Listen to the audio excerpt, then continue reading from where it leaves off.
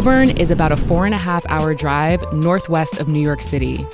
It's not just about the history of a place, but also what you can do there that keeps folks coming back.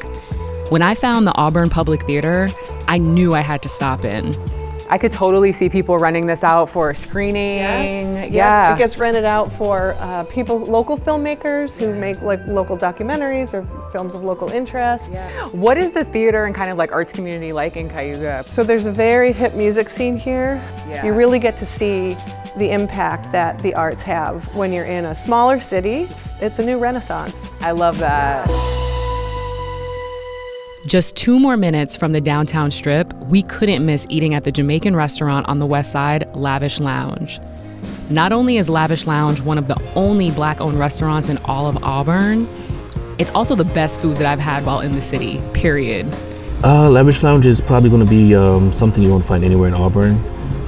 We're unique in our own sense. It's very cultural. We try to emphasize that in our food and our different spices and flavors that we produce in our kitchen, and even in our tropical drinks that we make. So we would implore anyone who is interested in trying something different to come here and just give us a chance and check us out. Yo. Ooh, okay. Thank you. That's it. That'll do it. This dynamic duo is a sight to behold.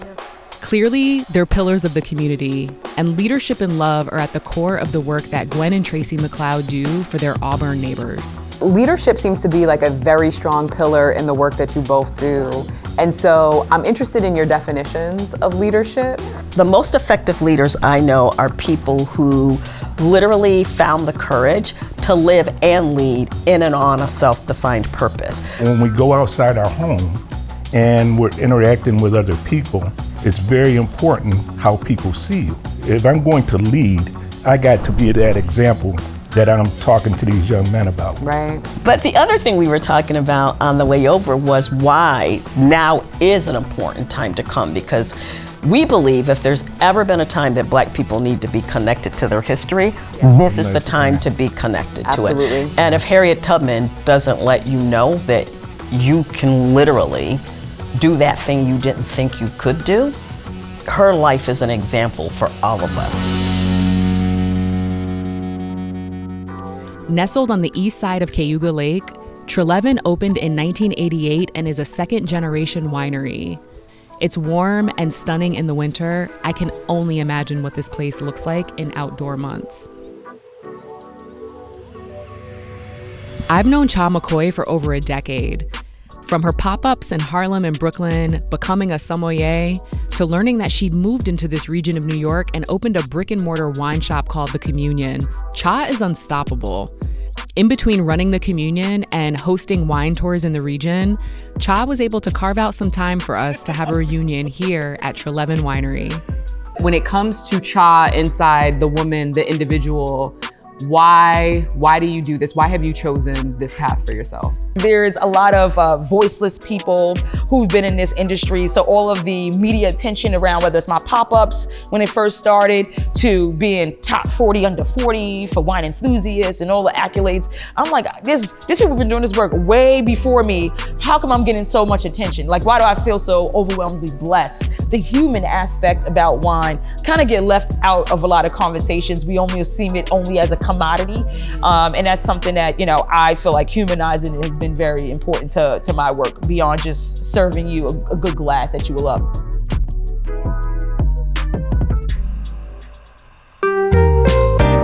The Inns of Aurora are breathtaking. Not just the Taylor house that we're shooting in today, but the entire community. Inns of Aurora are a cluster of high-end lodging options that sit right along the Finger Lakes. It's like its own little town that you can rent out house by house. This is the closest that I've been to Cayuga Lake, and these views are stunning, even in the winter. When I come back to Inns of Aurora, I'm asking for Matt Stevenson by name. Matt's energy is fun and infectious. One thing is for sure, this man knows this land.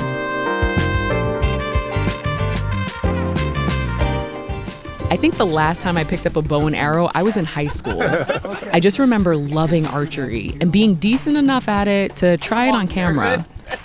This is one of the many activities that visitors can book through Inns of Aurora in Cayuga County. That's what I'm talking about. Listen. This view, at the top of the mountain, bonfire blazing, my half-baked attempt at making s'mores, and the only thing breaking nature's silence was great conversation with this crew. These are the moments that make me want to come back to a destination.